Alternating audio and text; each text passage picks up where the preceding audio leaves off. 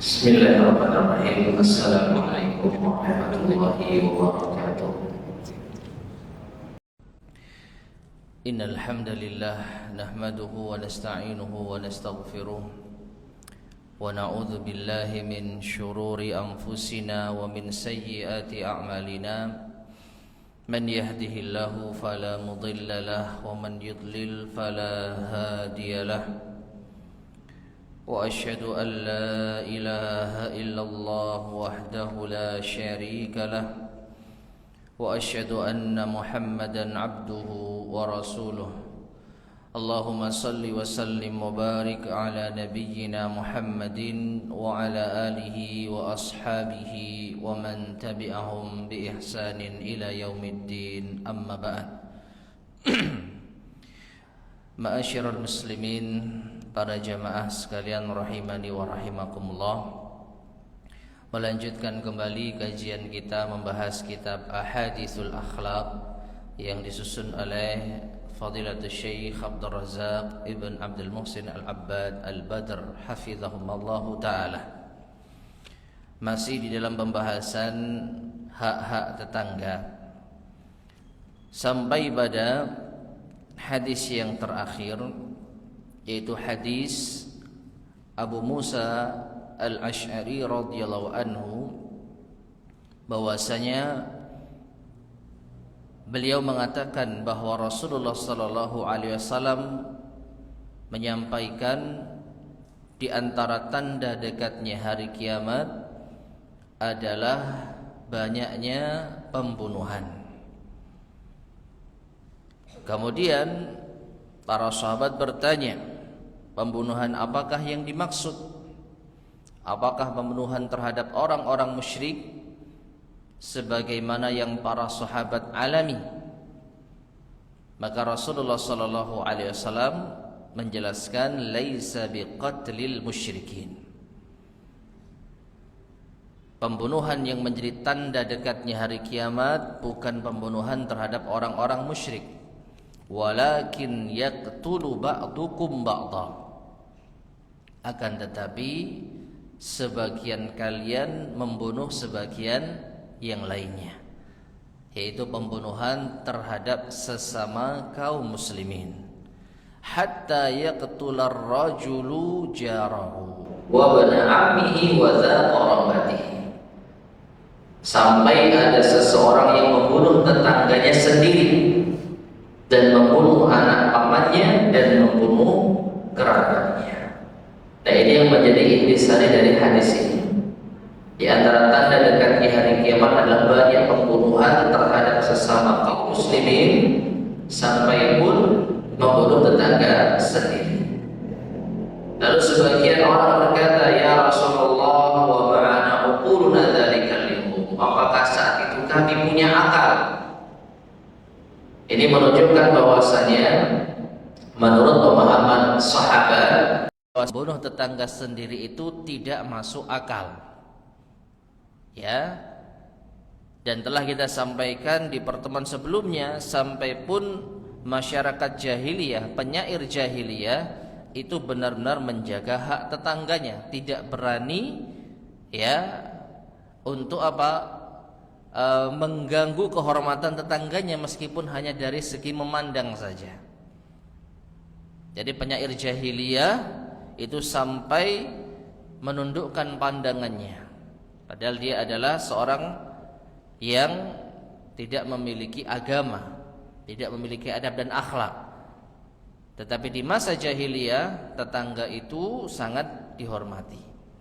Maka dari itu para sahabat bertanya, apakah kami memiliki akal di waktu itu ya Rasulullah? Maka Rasulullah SAW menjelaskan, wa yakhlufu lahu habaun minan nasi la uqula lahum. Ya, dan akan menggantikan mereka generasi yang seperti debu dari kalangan manusia yang mereka tidak memiliki akal. Dan ini telah terjadi. Kita saksikan banyak pembunuhan di antara kaum muslimin, bahkan membunuh tetangga sendiri ada, membunuh saudara sendiri ada, bahkan membunuh orang tua sendiri itu ada. Dan ini tidak masuk akal ya, kalau terjadi di kalangan para sahabat radhiyallahu taala anhum. Taib. Kita lanjutkan penjelasan dari al-muallif hafizahullahu taala. Beliau mengatakan, "Hadza haditsun tsabitun an nabiyyina sallallahu alaihi wasallam." Ini adalah hadis yang sahih dari Nabi kita sallallahu alaihi wasallam. Fihi, di dalamnya terdapat bayanun, penjelasan. Anna sa'ata la taqumu illa 'ala syirar. Bahwasanya hari kiamat tidaklah terjadi melainkan di atas keburukan. Ya. Bahkan dalam hadis Nabi sallallahu alaihi wasallam yang lain, yaitu beliau mengatakan manusia yang terburuk, ya, manusia yang terburuk adalah man adrakathumus sa'atu wa hum ahya. Syirarun nas man adrakathumus sa'atu wa hum ahya. Manusia yang terburuk adalah manusia yang menjumpai hari kiamat besar dalam keadaan mereka hidup, menyaksikan secara langsung bagaimana dahsyatnya kiamat besar. Ya. Lalu di mana orang-orang yang beriman kala itu? Orang-orang yang beriman kala itu telah diwafatkan oleh Allah Subhanahu wa taala dengan angin yang sangat halus. Angin itu bertiup seiring dengan lepasnya nyawa mereka. Ya, itulah orang-orang terakhir dari kalangan beriman. Setelah bumi bersih dari orang-orang yang beriman, maka yang tersisa adalah manusia-manusia yang paling buruk. Nantilah mereka yang akan menghadapi hari kiamat. Maka di antara tanda-tandanya adalah kiamat ini terjadi di atas keburukan. La taqumu illa ala misli hadhil hal. Kiamat tidaklah tegak kecuali dalam kondisi semisal ini. Fayablughul mablagha bil jari su' ila an yaqtula jarahu, sampai pada kondisi tetangga yang buruk yang membunuh tetangganya sendiri. Wa an yaqtula akhahu wa qaribahu, ada seorang yang juga membunuh saudaranya sendiri atau kerabatnya sendiri. Wa hadza idafatun ila ma fihi minal udwan, dan ini ditambahkan pula atas apa yang ada di dalamnya berupa permusuhan, ala damil muharrami bi ghairi haq, atas tumpahnya darah yang haram tanpa hak. Darah seorang muslim itu terjaga jamaah sekalian, tidak boleh untuk ditumpahkan. Rasulullah sallallahu alaihi wasallam pernah berkhutbah di hari Arafah dengan mengatakan, inna dima'akum wa amwalakum wa a'radakum haramun alaikum. Sesungguhnya darah-darah kalian, harta-harta kalian dan kehormatan kalian itu terjaga. Haramun alaikum, terhormat, ya, haram untuk ditumpahkan. Maka dalam hadis yang lainnya Nabi SAW bersabda, la zawalud dunya ahwanu indallahi min qatli rajulin muslimin.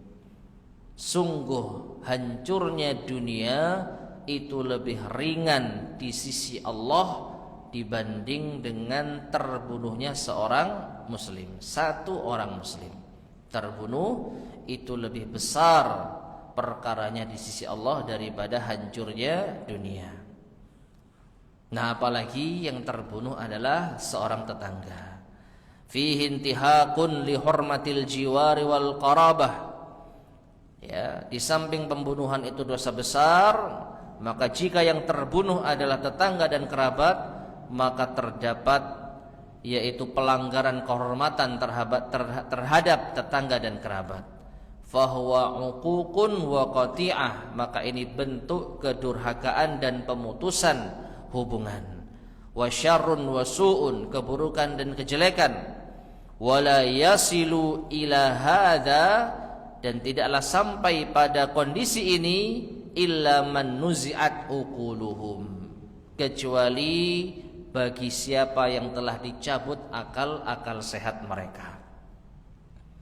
Makanya para sahabat bertanya, apakah di saat itu kita masih memiliki akal ya Rasulullah? Karena menurut akal sehat manusia, tidak mungkin seseorang itu membunuh tetangganya sendiri, membunuh saudaranya sendiri. Ya, wa usyribu al-fitana min sufaha'il ahlam amsalil an'am. Dan ini terjadi karena memang telah tertanam fitnah bagi orang-orang yang akalnya dangkal, bahkan mereka seperti binatang ternak. Alladzina yamruquna minad din kama yamruqus sahmu minar ramiyah. Yang mereka itu keluar dari agama ini sebagaimana anak panah melesat keluar dari busurnya.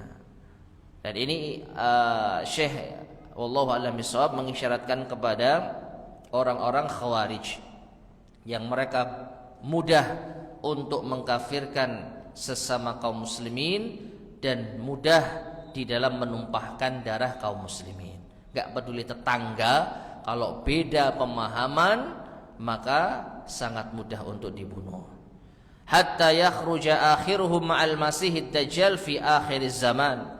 Dan nantinya generasi terakhir dari orang-orang semacam ini, orang-orang Khawarij yang mudah untuk mengkafirkan dan membunuh kaum muslimin, mereka akan bersama dengan Dajjal. Ya, mereka akan berada di kubunya Dajjal di akhir zaman nanti. Sedangkan kaum muslimin mereka berada di kubunya siapa? Imam Mahdi, ya, dan juga Nabi Isa alaihissalam. Justru orang-orang yang mudah mengkafirkan kaum muslimin dan menumpahkan darah kaum muslimin, justru mereka nanti akan berteman dengan Dajjal, laknatullah alaihi. Baik. Nah, itulah penjelasan dari hadis yang terakhir yang telah kita sampaikan di pertemuan sebelumnya. Sekarang kita lanjut pada hadis berikutnya. Wa an Abi Hurairah radhiyallahu anhu qala, dan dari Abu Hurairah radhiyallahu anhu ia berkata, qala rajulun, seseorang bertanya, ya Rasulullah, inna li jaran yu'dhini, wahai Rasulullah, sesungguhnya aku memiliki tetangga yang suka menggangguku. Faqala, maka Rasulullah sallallahu alaihi wasallam bersabda, intalik fa akhrij mata'aka ila tariq, pergilah dan keluarkan barang perabotanmu di jalan. Fantalaqa fa akhraja mata'ahu, maka orang ini pun yaitu pulang kemudian mengeluarkan barang perabotannya di jalan. Fajtama'an nasu alaih, lalu manusia berkumpul. Faqalu, lalu berkata, ma sya'nuka, ada apa dengan dirimu? Maksudnya, kenapa kau keluarkan barang-barangmu di jalan? Qala, maka orang ini menjawab, li jarun yu'zini, aku memiliki tetangga yang menggangguku. Fadzakartu lin Nabi sallallahu alaihi wasallam, lalu aku ceritakan kepada Nabi sallallahu alaihi wasallam, lalu beliau memerintahkanku untuk mengeluarkan barang-barang di jalan. Faja'alu yaqulun, maka orang-orang yang berkumpul tadi pun mengatakan, Allahumma al'anhu, Allahumma akhzihi, ya Allah, laknatlah dia. Siapa? Tetangga yang suka mengganggu tadi. Ya Allah, hinakanlah dia. Fabalaghahu, maka doa ini pun sampai kepada tetangga yang suka mengganggu tadi. Fa'atahu faqal, lalu tetangga yang jahat ini mengatakan atau mendatangi tetangga yang diganggu tadi dan berkata, irji ila manzilik, kembalilah ke rumahmu, bawa kembali barang-barangmu. Fa wallahi la udzika, demi Allah aku tidak akan mengganggumu lagi. Rawahul Bukhari fil Adabil Mufrad, hadis ini diriwayatkan oleh Imam Al-Bukhari di dalam kitabnya Al-Adab Al-Mufrad. Taib, ma'asyar muslimin rahimani wa rahimakumullah. Mungkin hadis ini sering kita dengar. Ya, hadis bagaimana solusinya kalau kita memiliki tetangga yang suka mengganggu. Ya, dan Nabi sallallahu alaihi wasallam menjelaskan keluarkan barang-barang kita di jalan, sehingga ini menjadikan orang-orang memperhatikan dan nantinya akan mendoakan keburukan bagi tetangga yang suka mengganggu tersebut. Ya. Nah, hal ini ma'asyar muslimin rahimani wa rahimakumullah. Wallahu a'lam bissawab ya. Kita tidak sama sekali meragukan solusi dari Rasulullah sallallahu alaihi wasallam. Sama sekali kita tidak meragukan jalan keluar yang diberikan oleh Rasulullah sallallahu alaihi wasallam. Namun kira-kira kalau kita melakukan hal semacam ini, kira-kira apa yang terjadi? Tetangga kita suka mengganggu, lalu kita keluarkan barang kita di jalan, nutupi orang lewat. Yang jelas orang-orang akan apa? Protes ke kita. Ini kenapa barangnya dikeluarkan? Lalu kita akan menyampaikan, tetangga saya suka mengganggu. Kira-kira apa yang terjadi?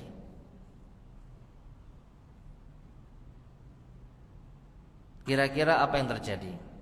Kalau yang terjadi adalah doa keburukan bagi tetangga kita yang suka mengganggu, maka ini yang diharapkan. Tapi kalau ternyata justru kita yang didamprat, ya, apalagi sekarang zaman orang itu mudah untuk membuli, mudah untuk jangan baper. Cuman diganggu gitu aja baper. Ya itu kan urusanmu. Ini kemungkinan ada di benak kita kalau kita melakukan hal ini. Makanya kita dilema jamaah sekalian rahimani wa rahimakumullah. Betapa banyak sunnah-sunnah Rasulullah sallallahu alaihi wasallam yang sebenarnya mudah untuk dilakukan, tapi kita ini berat melakukannya. Ya. Sama sekali kita tidak meragukan solusi yang diberikan Rasulullah. Ini petunjuk terbaik. Cuman masalahnya kalau kita amalkan, kita akan dihinggapi berbagai macam keraguan, khawatir justru kita yang nanti akan dicela. Ujung-ujungnya kita yang disuruh ngangkut barang-barang kita. Satpam disuruh manggil kita. Satpam itu ada warga yang buang barang di jalan, tolong itu dikondisikan. Padahal tujuan kita supaya orang bersimpati sama kita, lalu mendoakan laknat bagi tetangga yang suka ganggu. Tapi karena tingkat kepedulian di zaman sekarang itu mungkin minim, sehingga ya itu urusanmu sama tetanggamu. Saya mau lewat gak bisa ini, karena barangmu yang ada di sini. Kalau tetanggamu yang mengeluarkan, oke lah. Tapi kan yang mengeluarkan kita sendiri. Nah ini ma'asyar muslimin rahimani wa rahimakumullah. Benar-benar kita tidak bisa mengamalkan hadis Nabi sallallahu alaihi wasallam. Ya. Atau ada yang pernah mengamalkan seperti ini? Tetangganya suka ganggu lalu dia buang barangnya di luar. Coba sekali-kali, ya.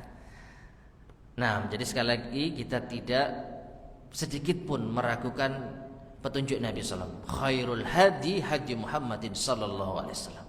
Sebaik-baik petunjuk adalah petunjuknya Rasulullah SAW. Cuman kita yang lemah saja. Kita nggak sampai hati, masa sih saya mau buang barang di jalan, nanti kalau orang protes ke saya gimana? Padahal belum pernah terjadi itu ya. Makanya saya sarankan coba sekali-kali ya. Kalau ada tetangga yang jahat, amalkan sunnah ini. Ya semoga mendapatkan apa yang kita harapkan. Oh memang tetanggamu itu jahat. Ya semoga dilaknat oleh Allah. Nah itu yang kita inginkan. Orang bersimpati pada kita, mendoakan keburukan tetangga kita. Dan tetangga kita yang didoakan keburukan sadar, waduh, saya dipaidu orang banyak ini. Ya sudahlah, saya tak baik saja. Nah kalau sekarang kira-kira orang, ya satu orang dipaidu satu warga, satu RT, yang nggak peduli itu juga banyak kok. Ya. Ditegur baik-baik tidak bisa, ditegur secara ya tegas juga masih kekeh. Nah orang semacam ini ya sudah nyerah. Justru kebanyakan itu orang-orang yang baik mengalah, ya kan? Padahal sudah didoakan keburukan dan lain sebagainya. Wallahu a'lam bishawab. Baik. Kita lanjutkan penjelasan dari al-muallif hafizahullah taala. Qad yablughul adza minal jari mablaghan la yuhtamal. Terkadang gangguan itu sampai kepada tetangganya dalam kondisi tetangga yang diganggu tidak kuat untuk menanggungnya. Fayuttarru jaruhu ila shikayatihi ila waliyil amr. Maka menjadikan tetangga yang terganggu tadi mengadukan urusannya kepada pemimpin. Hatta yakuffa adah, hingga pemimpin itu bisa menghentikan gangguannya. Fahadha rajulun qala lin nabiy sallallahu alaihi wasallam. Maka orang ini datang kepada Nabi sallallahu alaihi wasallam dan mengadukan urusannya tersebut. Tayyib. Ma'asyiral muslimin rahimani wa rahimakumullah. Penjelasan dari Syekh Abdul Razak hafizahullah taala ini mengisyaratkan kepada kita poin utamanya dalam hadis ini. Di antara poin utama dalam hadis ini adalah bolehnya kita mengadukan gangguan tetangga kita kepada pihak yang berwenang. Ya, bolehnya kita mengadukan gangguan yang kita dapatkan dari tetangga kita kepada pihak yang berwenang. Dalam hal ini waliul amr, pemimpin kaum muslimin. Kalau orang ini datang kepada Rasulullah sallallahu alaihi wasallam secara langsung. Nah, kalau kita, ya mungkin saja kita bisa mendatangi Pak RT dulu. Pak RT, ini tetangga saya kok jahat. Nah, ya, untuk Pak RT dimintai bantuan untuk bisa mengkondisikan. Atau nggak mampu ke atasnya lagi Pak RW, nggak mampu sampai seterusnya. Nah, itu diperbolehkan, diambil dari hadis ini. Orang ini datang kepada pemimpin kaum muslimin yaitu Rasulullah sallallahu alaihi wasallam. Tayyibaqala lahu Nabi sallallahu alaihi wasallam, maka Nabi sallallahu alaihi wasallam mengatakan kepadanya, pergilah, keluarkan barangmu ke jalan. Akhirnya orang tadi pun mengeluarkan barangnya. Ai min ajli idhari shina'ati 'amalihi wa mabalaghi adha. Tujuannya untuk menampakkan keburukan tetangganya bahwa gangguannya itu sudah sampai pada kondisi semacam ini. Ya, fa akhadha an-nasu yad'una alaihi. Maka manusia pun mendoakan keburukan kepada tetangganya. Fa'atahu jaruhu, sehingga tetangga yang jahat tadi pun mendatangi tetangga yang dia ganggu.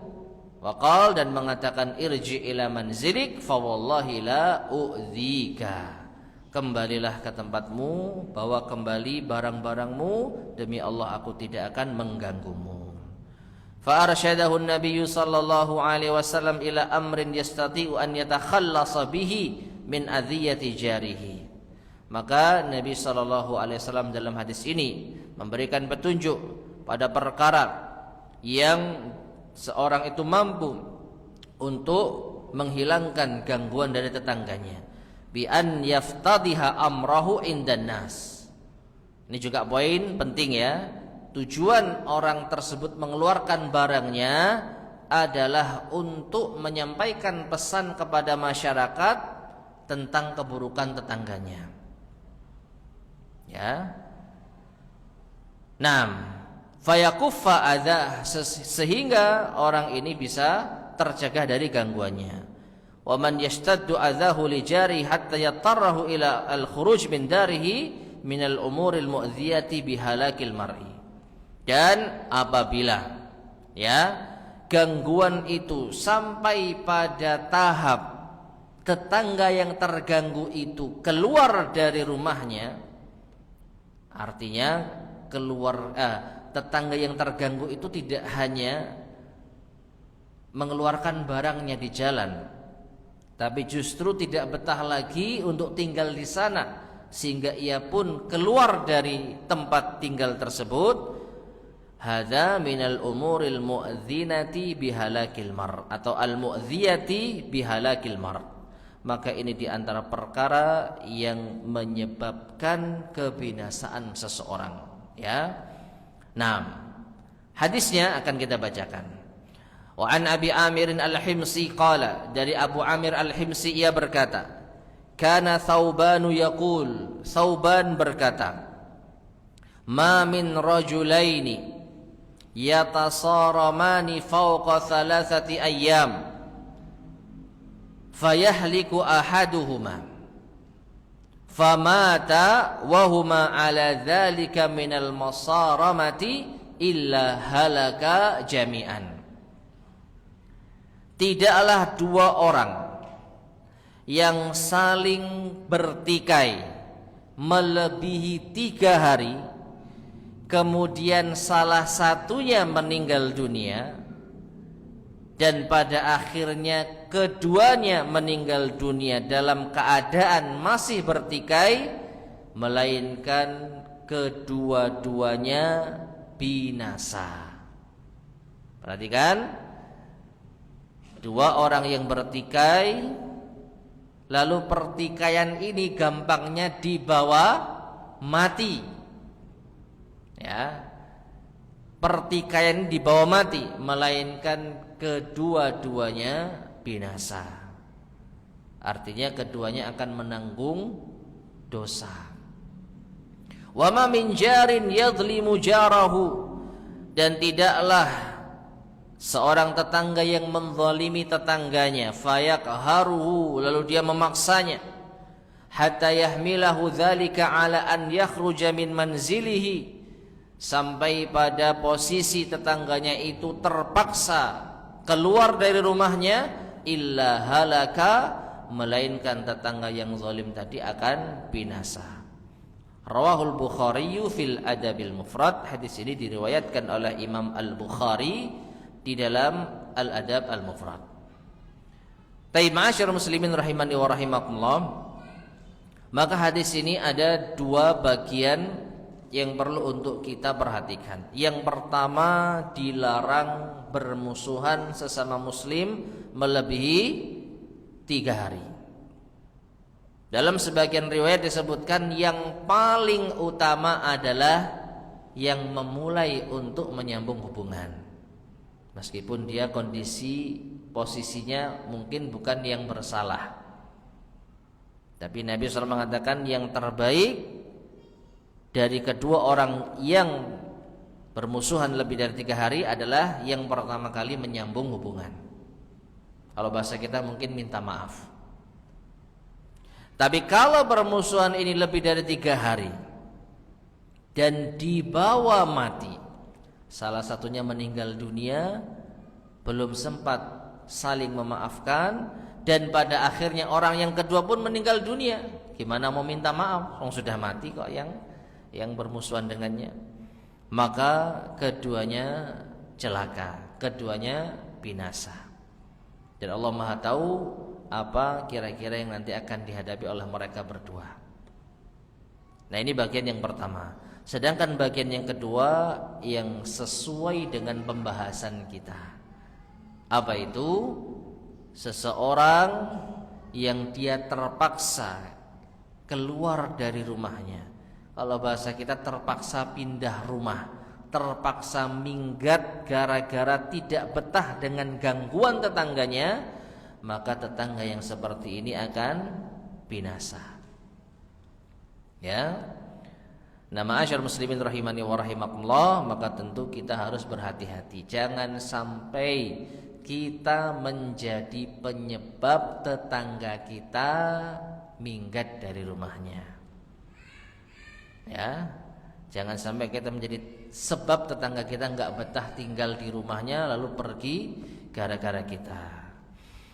Taib. Kemudian saya menjelaskan ay anna min asbabi halakil mar'i wa khusranihi, di antara sebab binasanya seseorang dan meruginya seseorang, an yu'dhiya jarahu, yaitu ketika ia mengganggu tetangganya, wa yaqharahu bihaitsu yakhrujul jaru min baitihi maqhuran bisababi adhiyati jarihilah. Ya, sampai pada kondisi tetangga tersebut terpaksa keluar dari rumahnya karena sebab gangguan tetangganya. Fayabhasu an maskanin akhar ya'wi ilaihi la yakunu fihi ahadun yu'zi, sehingga dia pun mencari tempat lain untuk bernaung yang tidak ada seorang pun yang akan mengganggunya. Nah, ma'asyiral muslimin rahimani wa rahimakumullah, maka sekali lagi perhatian bagi kita, jangan sampai tetangga kita tidak betah tinggal di tempatnya gara-gara keburukan kita. Gara-gara apa? Keburukan kita. Tapi kalau tetangga itu pindah rumah gara-gara kebaikan kita, gimana kira-kira? Karena kita rajin sholat 5 waktu, sedangkan tetangga ini sumpek lihat orang berangkat ke masjid. Ada gak kira-kira? Kayaknya ada ya. Cuman kebanyakan yang pada akhirnya yang pindah ya yang ke masjid ini. Tetangga yang sumpek itu tetap pada kesumpekannya, dia tetap tinggal gitu. Tapi kalau sampai ada tetangga sumpek dengan orang soleh yang tinggal bersamanya, maka ini bukan salah orang yang soleh tersebut. Justru kita bersyukur orang yang buruk itu tidak ada di lingkungan kita, ya. Jadi kalau pindahnya gara-gara keburukan kita, itu kita harus hati-hati. Tapi kalau pindahnya gara-gara kebaikan kita, maka tentu ini justru apa? Patut kita syukuri. Tanpa diusir sudah apa?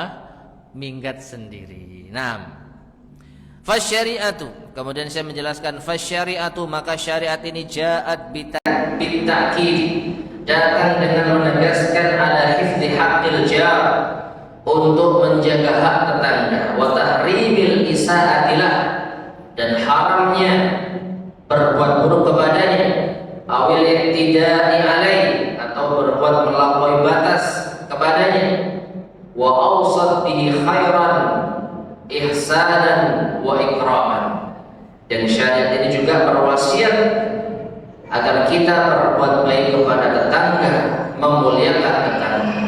Wa kullama qarubat darul jar atuma haqquhu wa ta'akkad, dan semakin dekat jarak rumah tetangga dengan kita, semakin besar hak yang harus dijaga dan semakin ditekankan untuk kita perlakukan dengan baik.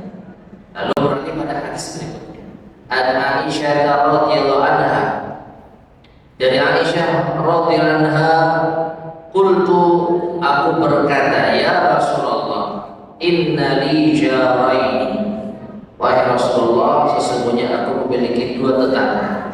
Fa ila ayyihima uhdi, maka kepada siapakah dari keduanya yang aku bisa berikan hadiah? Qala, maka Rasulullah SAW menjawab, ila aqrabihima minki baban, berikanlah hadiah itu kepada tetangga yang paling dekat pintu rumahnya dengan pintu rumah. Rawahul Bukhari, hadis ini diriwayatkan oleh Imam Al-Bukhari. Tayyib. Kemudian saya menjelaskan, ai idza kanatil hadiyatu la takfi. Pertanyaan Aisyah ini dipahami apabila hadiah tersebut tidak cukup illa li jarin wahid, kecuali hanya untuk 1 orang saja, 1 tetangga saja. Amma idza kanat takfi li aktsara min jarin, akan tetapi kalau hadiah itu masih cukup untuk diberikan kepada lebih dari 1 tetangga, fa innahu yu'ti minha man tayassara lahu min jiranihi, maka dia bisa memberikannya kepada tetangganya sesuai dengan yang mudah baginya. Tayyib, ma'asyiral muslimin rahimani wa rahimakumullah. Jadi di antara petunjuk Nabi sallallahu alaihi wasallam, kalau kita mau memberikan hadiah kepada tetangga kita yang hanya bisa diberikan kepada 1 orang saja, kita mau ngasih tetangga yang mana itu? Maka petunjuk Nabi sallallahu alaihi wasallam, berilah kepada tetangga yang paling dekat pintu rumahnya dengan pintu rumah kita. Ya. Itu kalau hadiah itu tidak bisa dibagi, cuma 1 saja nggak bisa dibagi. Tapi kalau bisa dibagi, maka tentu kita bisa memberikan kepada tetangga-tetangga kita sesuai dengan kemampuan kita. Adapun hadis Aisyah di sini hanya disebutkan dua tetangga, ada dua tetangga. Mana yang diprioritaskan? Maka yang paling dekat pintu rumahnya dengan pintu rumah kita. Baik. Kemudian hadis berikutnya wa Alqamah ibni Bajalah bin Zaid, dari Alqamah bin Bajalah bin Zaid, ia berkata, sami'tu Abu Hurairah radhiyallahu anhu qala, aku mendengar Abu Hurairah radhiyallahu anhu berkata, wala yabda'u bi jarihi al-aqsa qabla al-adna walakin yabda'u bil adna qabla al-aqsa. Kata Abu Hurairah, janganlah seorang itu memulai memberi hadiah kepada tetangga yang jauh sebelum yang dekat. Akan tetapi mulailah memberi kepada tetangga yang dekat, kemudian yang jauh. Hadis ini atau asar ini diriwayatkan oleh Al-Bukhari di dalam Al-Adab Al-Mufrad. Fa idza kana 'indahu hadiyatun wahidatun, ini penjelasan. Maka apabila seseorang memiliki satu hadiah, la yursiluha ila jarihil ba'id wa yadruku jarahu al-qarib, maka jangan dia berikan kepada tetangga yang jauh dan meninggalkan tetangga yang dekat. Bal yabda'u bil adna fal adna, tapi mulailah berikan kepada yang terdekat, kemudian yang dekat setelahnya. Wa yabda'u bil aqrabi baban, dan dimulai dari yang paling dekat pintu rumahnya dengan pintu rumah kita. Nah, ma'asyiral muslimin rahimani wa rahimakumullah. Jadi sedemikian besarnya hak tetangga sampai pun masalah prioritas ini diperhitungkan. Jadi sekian banyak tetangga, maka yang paling kita prioritaskan yang paling dekat rumahnya dengan kita. Dan di antara hikmahnya, wallahu a'lam bishawab, tetangga yang paling dekat itulah yang paling bisa kita harapkan jika ada hal-hal yang kita butuhkan, yang paling cepat responnya. Ya, meskipun mungkin saja wallahu a'lam bishawab di sebagian tempat ini tidak terjadi. Ya, ada tetangga yang lebih akrab sama yang jauh daripada yang dekat. Ya, lebih suka kumpul dengan tetangga yang di belakang daripada yang di depannya. Namun secara asal petunjuk dari Nabi SAW berikan tetangga yang lebih dekat. Setidaknya ma'asyiral muslimin rahimani wa rahimakumullah, kalaupun kita tidak bisa seakrab dengan orang lain, setidaknya dengan hadiah ini mencairkan suasana. Setidaknya kita ada perhatian dengan tetangga kita yang paling dekat dengan hadiah. Itu yang mungkin bisa kita harapkan dari petunjuk Nabi SAW. Karena masalah keakraban itu nampaknya tidak bisa dipaksakan. Orang cocok dan tidak cocok dengan orang lain itu hal yang lumrah. Tapi dengan hadiah setidaknya kita menunjukkan punya perhatian. Meskipun mungkin kita tidak terlalu akrab. Jadi ini petunjuk Nabi SAW yang perlu untuk kita perhatikan. Tapi berikutnya, wa anil Walid bin Dinar anil Hasan annahu su'ila anil jar.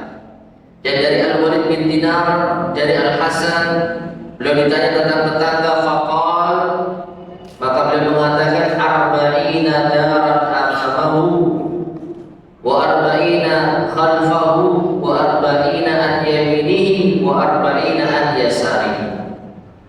Rawahu Bukhari fil Adab al-Mufrad. Ya, Al-Hasan pernah ditanya tentang cakupan tetangga itu sampai mana sih? Maka beliau menjawab 40 rumah di depannya dan 40 rumah di belakangnya dan 40 rumah di kanannya dan 40 rumah di kirinya. Berarti tetangga kita itu ada berapa? 160 rumah. Ini nggak bisa bayangkan kalau kita cuma punya apa? Hadiah makanan satu panci gitu ya. Apakah kita harus memberikan kepada mereka semua? Wallahu a'lam bishawab. Namun yang penting di sini perhatikan, ini bukan sabda Rasulullah. Ini adalah ijtihad dari Al-Hasan yang mungkin bisa kita jadikan sebagai patokan ya. Meskipun mungkin di setiap tempat itu berbeda.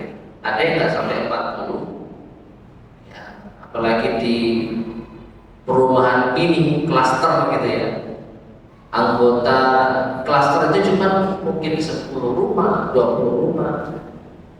Ya sudah, segitu aja tetangganya. Itu pun cuma depan, kanan, dan kiri, belakang sawah. Nah ini katanya Al-Hasan 40 di depan, 40 di kanan, 40 di kiri, dan 40 di belakang. Ini luar biasa, perumahan besar ya ini. Nah saya menjelaskan ayat arba'ina dalam bil jihadil arba, 40 rumah dari 4 sisi, minal amam, depan, wal khalaf, wal yamin, wal yasar, depan, belakang, kanan, kiri.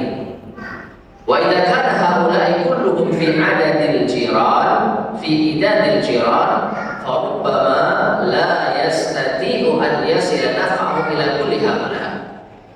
Kalau ternyata memang mereka semua ini 40 kali 4 masuk dalam hitungan tetangga, farubbama, maka bisa jadi seseorang tidak mampu untuk memberi manfaat kepada semuanya. Ya tadi kita masak cuma satu panci, nggak cukup kalau dibagikan kepada 160 rumah tangga.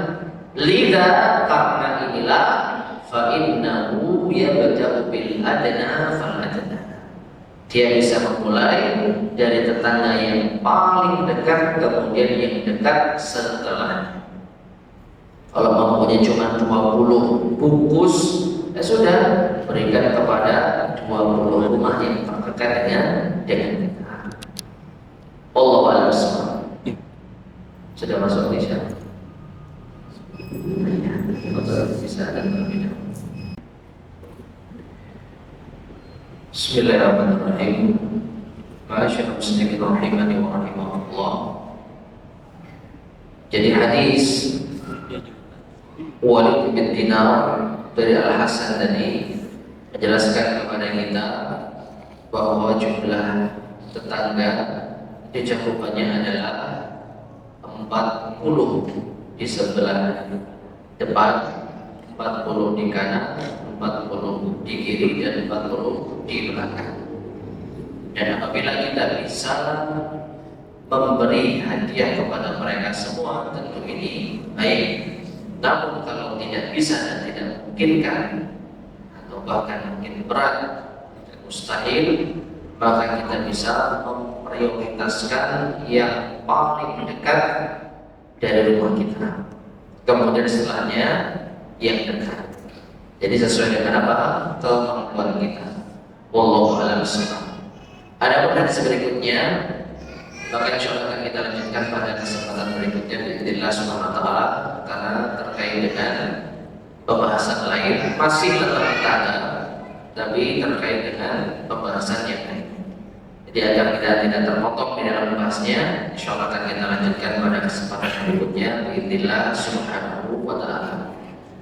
Wallahu ta'ala bishawab. Baik, sebelum kita akhiri, barangkali ada yang disampaikan, silakan.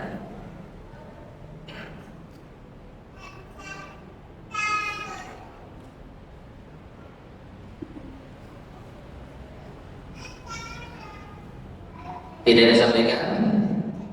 Jika demikian, kita cukupkan kajian kita di malam hari ini. Semoga bermanfaat. Kurang lebihnya saya mohon maaf.